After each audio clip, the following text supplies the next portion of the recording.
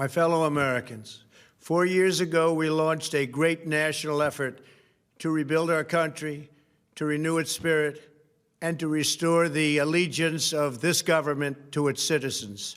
In short, we embarked on a mission to make America great again for all Americans. As I conclude my term as the 45th President of the United States, I stand before you truly proud of what we have achieved together. We did what we came here to do, and so much more. This week, we inaugurate a new administration and pray for its success in keeping America safe and prosperous. We extend our best wishes, and we also want them to have luck, a very important word. I'd like to begin by thanking just a few of the amazing people who made our remarkable journey possible. First, let me express my overwhelming gratitude for the love and support of our spectacular First Lady, Melania. Let me also share my deepest appreciation to my daughter Ivanka, my son-in-law Jared, and to Barron, Don, Eric, Tiffany, and Lara. You fill my world with light and with joy. I also want to thank Vice President Mike Pence, his wonderful wife Karen, and the entire Pence family. Thank you as well to my Chief of Staff, Mark Meadows, the dedicated members of the White House staff, and the Cabinet, and all of the incredible people across our administration who poured out their heart and soul to fight for America. I also want to take a moment to thank a truly exceptional group of people. The United States Secret Service. My family and I will forever be in your debt. My profound gratitude as well to everyone in the White House Military Office, the teams of Marine One and Air Force One, every member of the armed forces, and state and local law enforcement all across our country. Most of all, I want to thank the American people. To serve as your president has been an honor beyond description. Thank you for this extraordinary privilege, and that's what it is, a great privilege and a great honor. We must never forget that while Americans will always have our disagreements, we are a nation of incredible, decent, faithful, and peace-loving citizens who all want our country to thrive and flourish and be very, very successful and good. We are a truly magnificent nation. All Americans were horrified by the assault on our Capitol. Political violence is an attack on everything we cherish as Americans. It can never be tolerated. Now more than ever, we must unify around our shared values and rise above the partisan rancor and forge our common destiny. 4 years ago, I came to Washington as the only true outsider ever to win the presidency. I had not spent my career as a politician, but as a builder looking at open skylines and imagining infinite possibilities. I ran for president because I knew there were towering new summits for America just waiting to be scaled. I knew the potential for our nation was boundless as long as we put America first.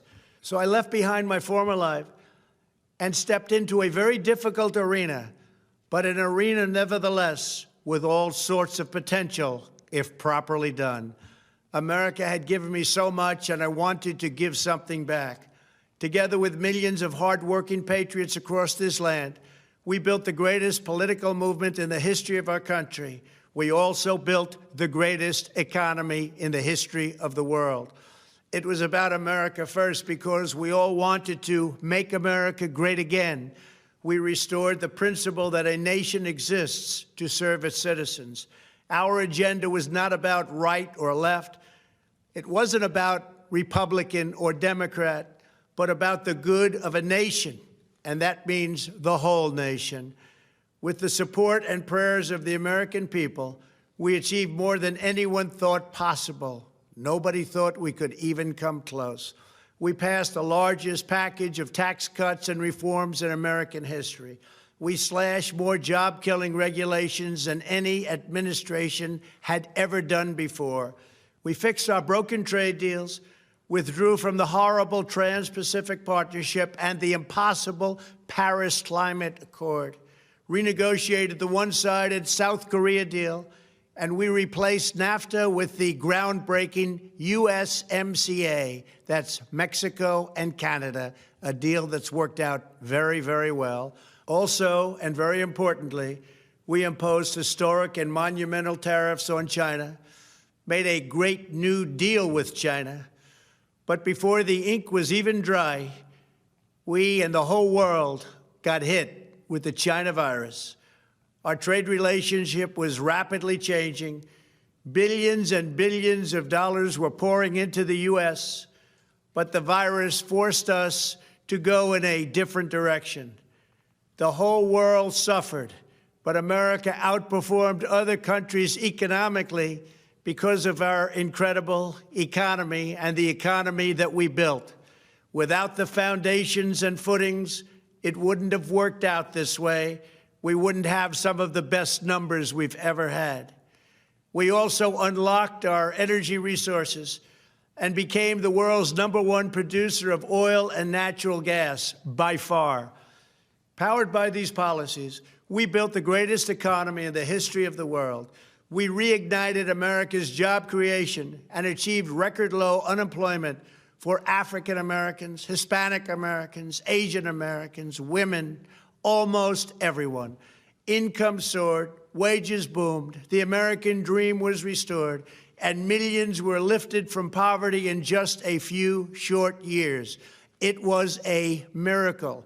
The stock market set one record after another, with 148 stock market highs during this short period of time, and boosted the retirements and pensions of hardworking citizens all across our nation. 401ks are at a level they've never been at before. We've never seen numbers like we've seen, and that's before the pandemic and after the pandemic. We rebuilt the American manufacturing base, opened up thousands of new factories, and brought back the beautiful phrase, made in the USA. To make life better for working families, we doubled the child tax credit and signed the largest ever expansion of funding for child care and development. We joined with the private sector to secure commitments to train more than 16 million American workers for the jobs of tomorrow. When our nation was hit with the terrible pandemic, we produced not one, but 2 vaccines with record-breaking speed, and more will quickly follow. They said it couldn't be done, but we did it. They called it a medical miracle, and that's what they're calling it right now, a medical miracle. Another administration would have taken 3, 4, 5, maybe even up to 10 years to develop a vaccine. We did it in 9 months. We grieve for every life lost, and we pledge in their memory to wipe out this horrible pandemic once and for all. When the virus took its brutal toll on the world's economy, we launched the fastest economic recovery our country has ever seen. We passed nearly $4 trillion in economic relief, saved or supported over 50 million jobs, and slashed the unemployment rate in half. These are numbers that our country has never seen before. We created choice and transparency in health care, stood up to Big Pharma in so many ways, but especially in our effort to get favored nations clauses added, which will give us the lowest prescription drug prices anywhere in the world. We passed VA choice, VA accountability, right to try, and landmark criminal justice reform. We confirmed 3 new justices of the United States Supreme Court. We appointed nearly 300 federal judges to interpret our Constitution as written. For years, the American people pleaded with Washington to finally secure the nation's borders. I am pleased to say we answered that plea and achieved the most secure border in U.S. history. We have given our brave border agents and heroic ICE officers the tools they need to do their jobs better than they have ever done before, and to enforce our laws and keep America safe. We proudly leave the next administration with the strongest and most robust border security measures ever put into place. This includes historic agreements with Mexico, Guatemala, Honduras, and El Salvador, along with more than 450 miles of powerful new wall. We restored American strength at home and American leadership abroad. The world respects us again. Please don't lose that respect. We reclaimed our sovereignty by standing up for America at the United Nations and withdrawing from the one-sided global deals that never served our interests. And NATO countries are now paying hundreds of billions of dollars more than when I arrived just a few years ago. It was very unfair. We were paying the cost for the world.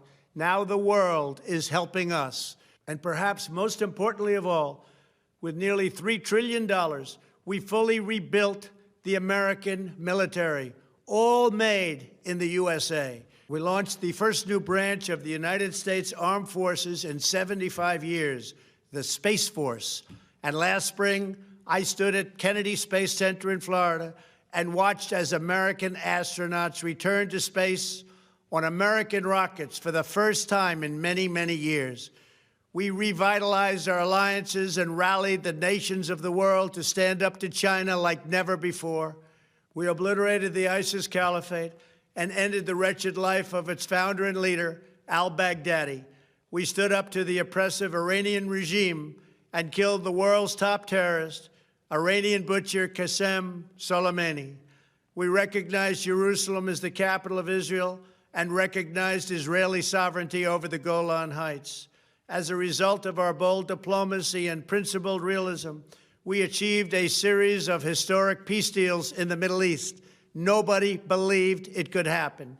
The Abraham Accords opened the doors to a future of peace and harmony, not violence and bloodshed. It is the dawn of a new Middle East, and we are bringing our soldiers home. I am especially proud to be the first president in decades who has started no new wars. Above all, we have reasserted the sacred idea that in America, the government answers to the people. Our guiding light, our North Star, our unwavering conviction has been that we are here to serve the noble, everyday citizens of America. Our allegiance is not to the special interests, corporations, or global entities. It's to our children, our citizens, and to our nation itself. As president, my top priority, my constant concern, has always been the best interests of American workers and American families. I did not seek the easiest course. By far, it was actually the most difficult. I did not seek the path that would get the least criticism. I took on the tough battles, the hardest fights, the most difficult choices, because that's what you elected me to do. Your needs were my first and last unyielding focus. This, I hope, will be our greatest legacy. Together, we put the American people back in charge of our country. We restored self-government. We restored the idea that in America, no one is forgotten because everyone matters and everyone has a voice. We fought for the principle that every citizen is entitled to equal dignity, equal treatment, and equal rights because we are all made equal by God. Everyone is entitled to be treated with respect, to have their voice heard, and to have their government listen. You are loyal to your country, and my administration was always loyal to you. We worked to build a country in which every citizen could find a great job and support their wonderful families. We fought for the communities where every American could be safe and schools where every child could learn. We promoted a culture where our laws would be upheld, our heroes honored, our history preserved, and law-abiding citizens are never taken for granted. Americans should take tremendous satisfaction in all that we have achieved together. It's incredible. Now, as I leave the White House, I have been reflecting on the dangers that threaten the priceless inheritance we all share. As the world's most powerful nation, America faces constant threats and challenges from abroad. But the greatest danger we face is a loss of confidence in ourselves, a loss of confidence in our national greatness. A nation is only as strong as its spirit. We are only as dynamic as our pride. We are only as vibrant as the faith that beats in the hearts of our people. No nation can long thrive that loses faith in its own values, history, and heroes, for these are the very sources of our unity and our vitality. What has always allowed America to prevail and triumph over the great challenges of the past has been an unyielding and unashamed conviction in the nobility of our country and its unique purpose in history. We must never lose this conviction. We must never forsake our belief in America. The key to national greatness lies in sustaining and instilling our shared national identity. That means focusing on what we have in common, the heritage that we all share. At the center of this heritage is also a robust belief in free expression, free speech, and open debate. Only if we forget who we are and how we got here could we ever allow political censorship and blacklisting to take place in America. It's not even thinkable. Shutting down free and open debate violates our core values and most enduring traditions. In America, we don't insist on absolute conformity or enforce rigid orthodoxies and punitive speech codes. We just don't do that. America is not a timid nation of tame souls who need to be sheltered and protected from those with whom we disagree.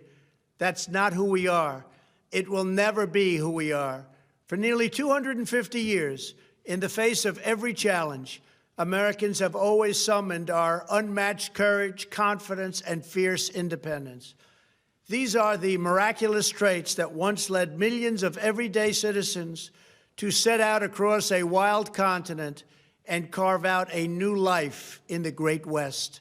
It was the same profound love of our God-given freedom that willed our soldiers into battle and our astronauts into space. As I think back on the past 4 years, one image rises in my mind above all others. Whenever I traveled all along the motorcade route, there were thousands and thousands of people. They came out with their families so that they could stand as we passed and proudly wave our great American flag. It never failed to deeply move me. I knew that they did not just come out to show their support of me. They came out to show me their support and love for our country. This is a republic of proud citizens who are united by our common conviction that America is the greatest nation in all of history. We are and must always be a land of hope, of light, and of glory to all the world. This is the precious inheritance that we must safeguard at every single turn. For the past 4 years, I have worked to do just that. From a great hall of Muslim leaders in Riyadh to a great square of Polish people in Warsaw, from the floor of the Korean Assembly to the podium at the United Nations General Assembly, and from the Forbidden City in Beijing to the shadow of Mount Rushmore, I fought for you, I fought for your family, I fought for our country. Above all, I fought for America and all it stands for, and that is safe, strong, proud, and free. Now, as I prepare to hand power over to a new administration at noon on Wednesday, I want you to know that the movement we started is only just beginning. There's never been anything like it. The belief that a nation must serve its citizens will not dwindle, but instead only grow stronger by the day. As long as the American people hold in their hearts deep and devoted love of country, then there is nothing that this nation cannot achieve. Our communities will flourish, our people will be prosperous, our traditions will be cherished, our faith will be strong, and our future will be brighter than ever before. I go from this majestic place with a loyal and joyful heart, an optimistic spirit, and a supreme confidence that for our country and for our children, the best is yet to come. Thank you and farewell. God bless you. God bless the United States of America.